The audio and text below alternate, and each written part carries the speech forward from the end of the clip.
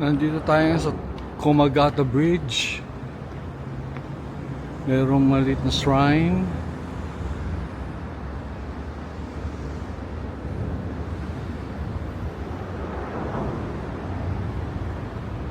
Ito yung river nila.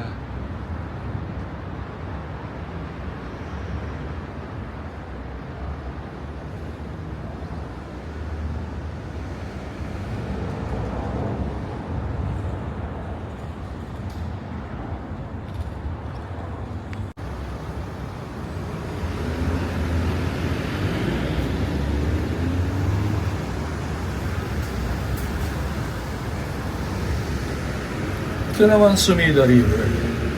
Ito marami nag-exercise, naglalakad, namamasyal.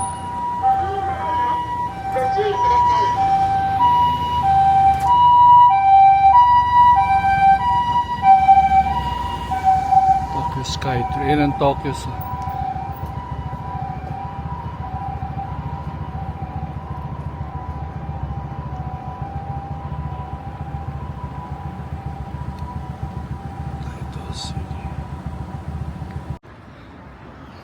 Oh, nilakad natin mula sa hotel. Mga 14 minutes walk. Ito yung Sensoji Temple. Ang dami ng turista. Kita yung Skytree. Maaga pa.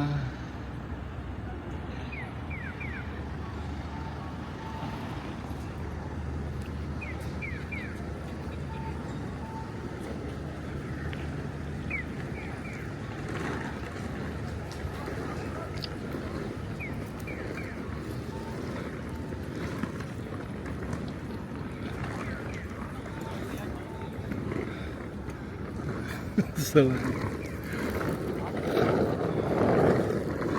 here's the line. Ito yung mga gusto magpa-picture. That's the line right there.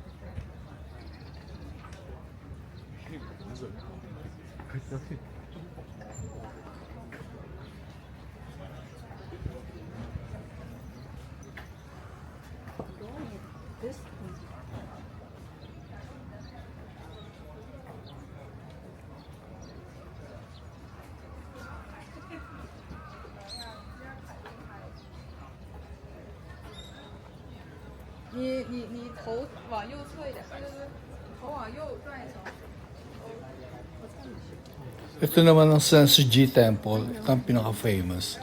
Yung saan sila nakapila, yun ang bell, yun ang entrance. Ito, nandito na tayo ngayon sa harap ng Sensoji Temple. Dito to sa Asakusa.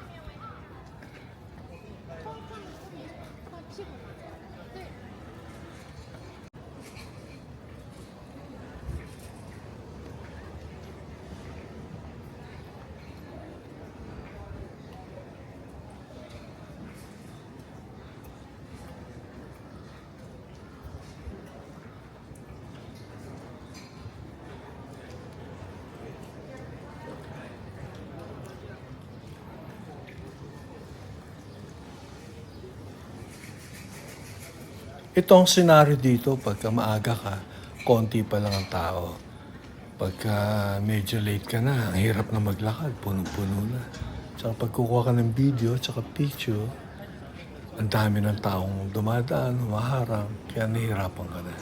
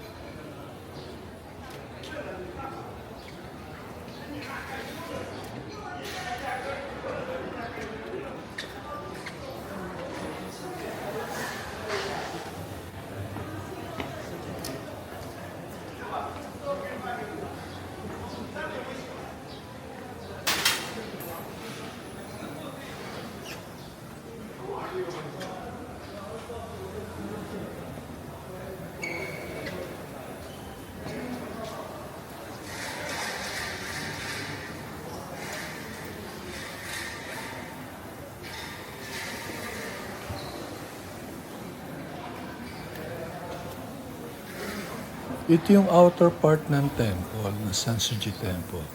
Pero pag pumasok ka pa, meron pang inner layer, inner part niya, na doon ang mga monk na gumagawa yung mga duties nila, mga prayer nila, dyan sa loob niyan. Yan, dyan sa loob. Pero yung mga, ano lang, yung mga nagpipilgrimage, saka yung nagbibigay ng respect, dito lang sila sa labas, dyan sila.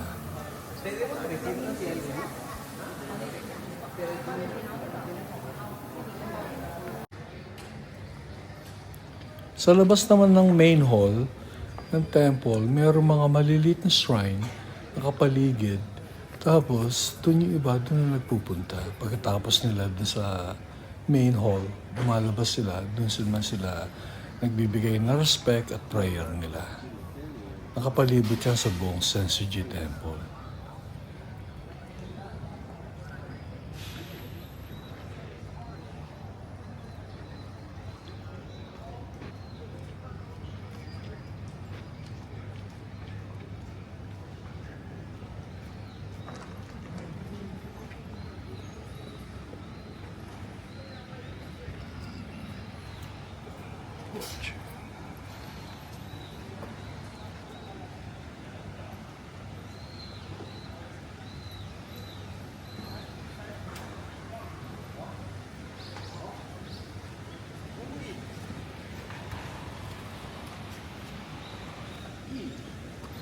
Ito yung example ng mga shrine na nakapalibot sa paligid ng temple. Ayan. Ayan, nagbibigay ng respect, prayer. Marami pa yan dito nakapalibot.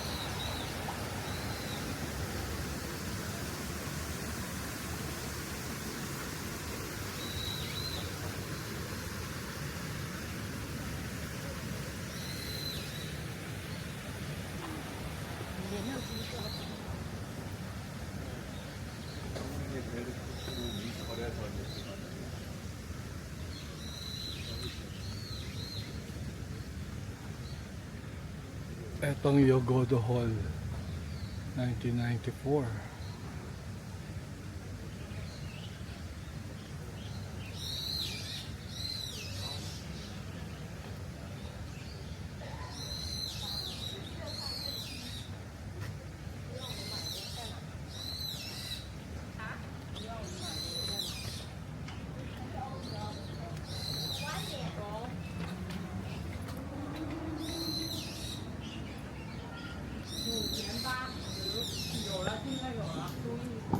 Number 45.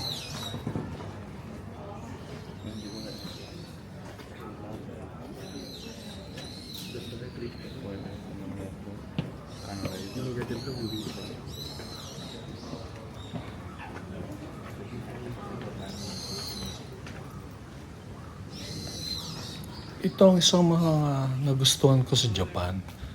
Merong mga busy places sa city, sa loob na city to mismo. Pero meron sila mga spaces na ganito na nagbibigay ng katahimikan, parang pahinga para sa mga tao, para mamasyal sila, mag-relax, at yung mag-refreshing start. Parang nagpapahinga lang para harapin yung mga duties nila sa pang-araw-araw. Nandito sila, namamasyala, naglalakad. Ang problema na minsan, ang daming turista. Minsan yung mga local na gustong gawin yung mga medyo naabala sila. Pero siguro sanay na sila, hindi na nila inintindi. Ito lang ang maganda sa Japan. Laging merong balanced spaces. Merong busy lugar, pero katabi niya lang mismo yung mga lugar na tahimik na para mag-relax yung mga tao at magbigay ng prayer at magpahinga.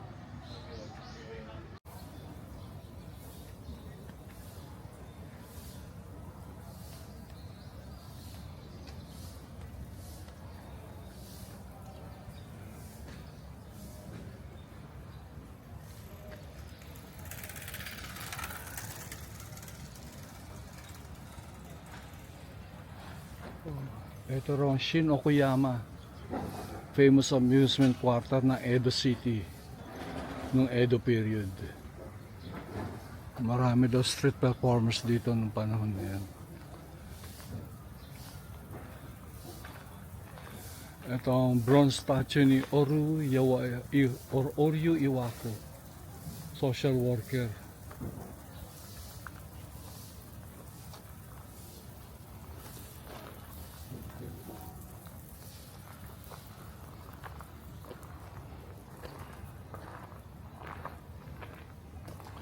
Tomb of Todamusu. Bibigyan pala ito ni Todamusu.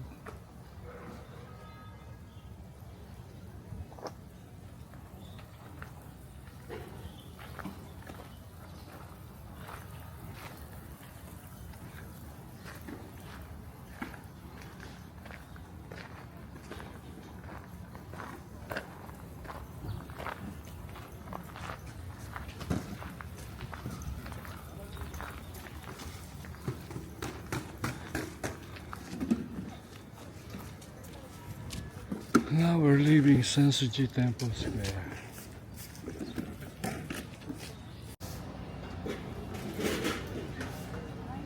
Ngayon, palabas na tayo ng temple area. Papunta na tayo sa community, maglalakad tayo ron. May kita nyo, paglabas nyo rito, regular na yung galaw ng mga tao. Punta sila sa trabaho, punta sa palengke, pasok sa eskwela yung mga bata, papasok sa trabaho. Nandito na yung mga regular citizen, yung mga community members, yung mga ginagawa nila sa araw-araw. Ito naman ang theater ng mga geisha. Kung gusto nyo manood kung paano ginagawa ng mga geisha,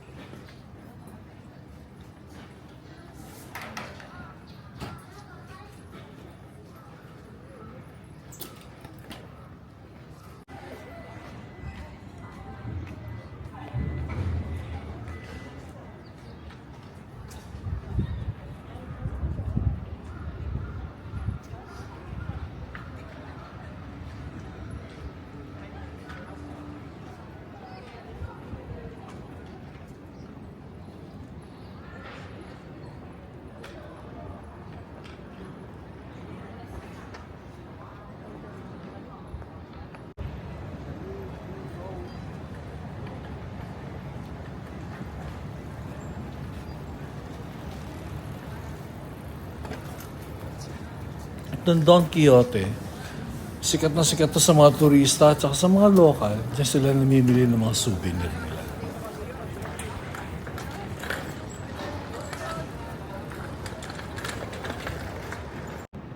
Kung gusto mo nang manood ng sumo wrestling na show, dito ginagawa. Pero hindi talaga legal competition yan, show lang. Para ma-experience nyo lang.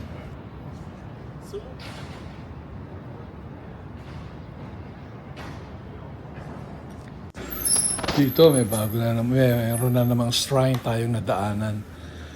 Nandito lang sa community yan. Ginagawa nila yan para available lagi sa mga community para yung mga malalapit, hindi sila babiyahin ng malayo.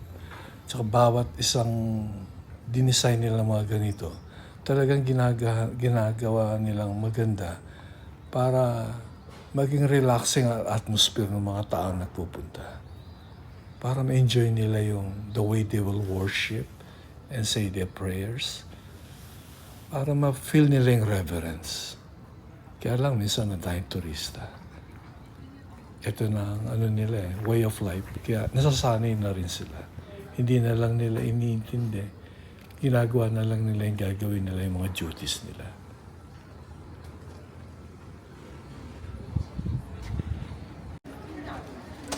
Dito naman, pag nakakita ka ng pila dito sa Japan, may restaurant, may pila, sigurado masarap. Talaga mag-i-enjoy ka rin. Tsaka okay lang ang presyo. Dito ako bumili ng fried chicken. 700 yen. Ito. Kainin natin sa loob. Kanina bumili ko doon sa Saksa Menchi ng beef croquette. Dito naman tayo sa niluto nila.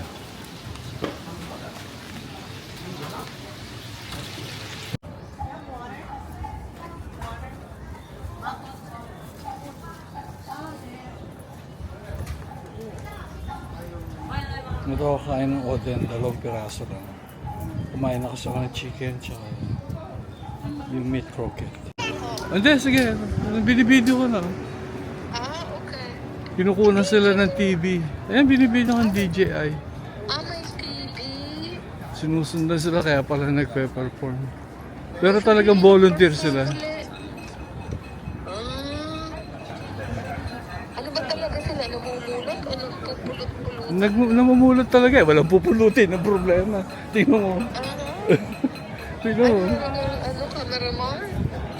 Tumigil lang sila dahil may pupulutin doon. Ngayon walang pupulutin. Ibig sabihin talagang malinis. Ganda dyan Gulo. Oo, dahil tao. Hindi ako makalakad ng diretso. Oo, yan. Baka matumutok ka dyan. Wala. Kapal ng mukha. Ay. Yun. Tingnan mo, pumupulot sila. Oo. Ayan sila. Iharap mo sila. Ayan, nagpipick up ulit. Oh, Ninja eh, no? Oh. wow. Oh. Sayo nila. Thank you. Oh, we are picking up the samurai. Thank you. Welcome to Asakusa. Have a nice day. Dumari ka Thank daw. you. Dumarigato. Hindi ka naririnig yata. Narinig ako. Oh, yun pa isa. Oh. Maingay dyan, ano? Ano yung mga soda? Mga machine? Ito ka bumili ng soda pa. You are. Thank you. Aba, kumos pa si Beauty. Ang galing. Na-champion natin. Buti na-champion natin. Ayun, nilalagay sa likod niya. Basura. Mga volunteer sila. Ganyan yung mga ano. May visa ba ang Japan? Oo, pag Pilipinas ka galing. Magkano? Conforme. Ilang oras ang biyahe, 5? Oo, 5. Pero mabilis. 4 lang. 4.5 lang nakarating kami.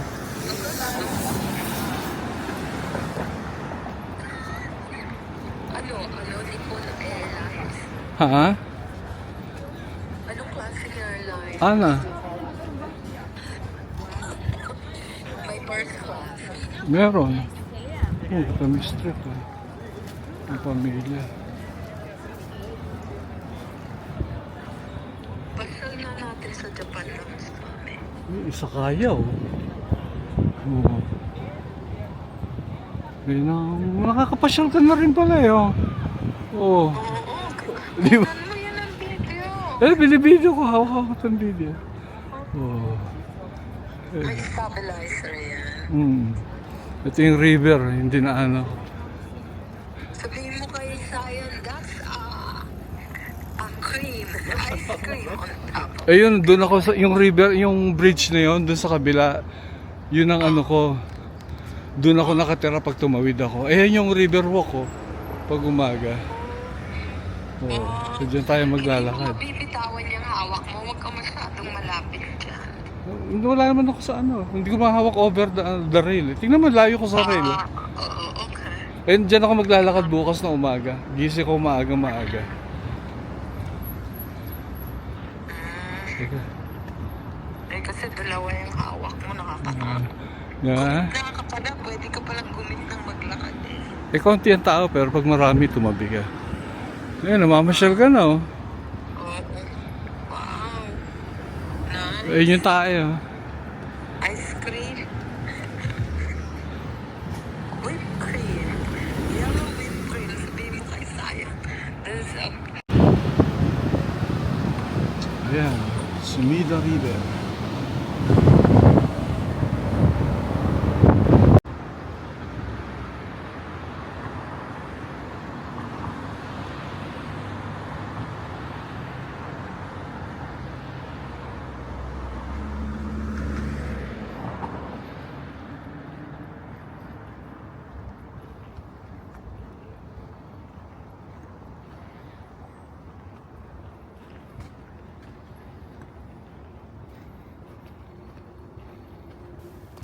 Dito naglalakad na ako mula sa Sensoji Temple. Papunta na ako sa Sky Tree Tower. Pinili ko maglakad kaysa sumakay ng bus o mag-train. Kasi gusto ko makita yung neighborhood, yung community. Malapit lang naman mga 15-minute walk lang. Tsaka relaxing yung lugar na nilalakaran mo. Tsaka parang na-enjoy ko pa yung lugar. Makikita ko kung saan yung mga tao nagpupunta, saan sila kumakain. Ito, napaka-peaceful dito. Ang ganda maglakad.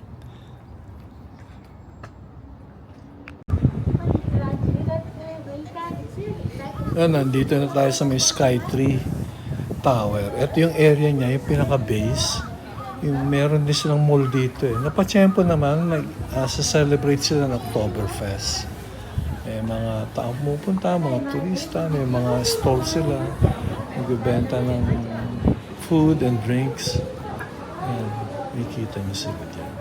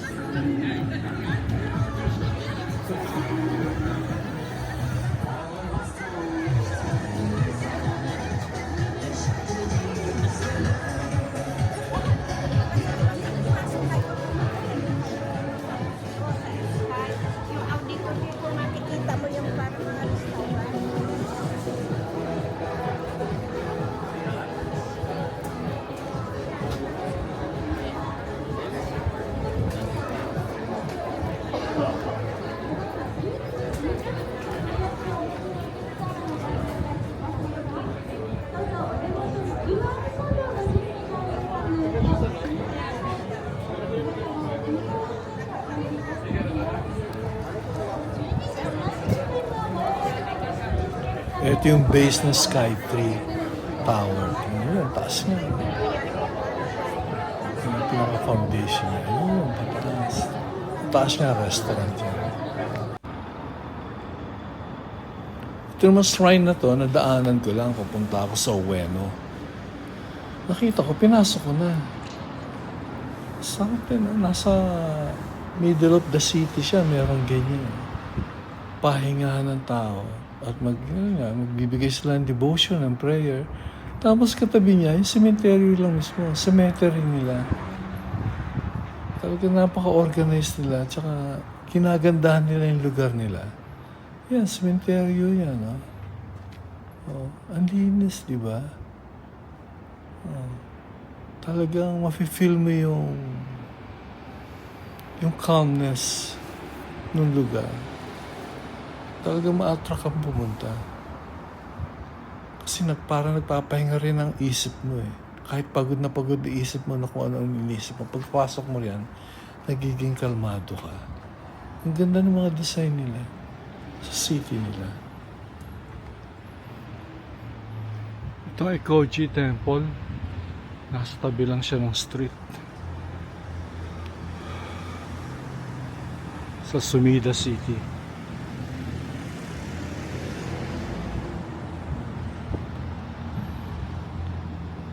Dadaan naman siya, hindi mo siya mapapansin. Ayan siya.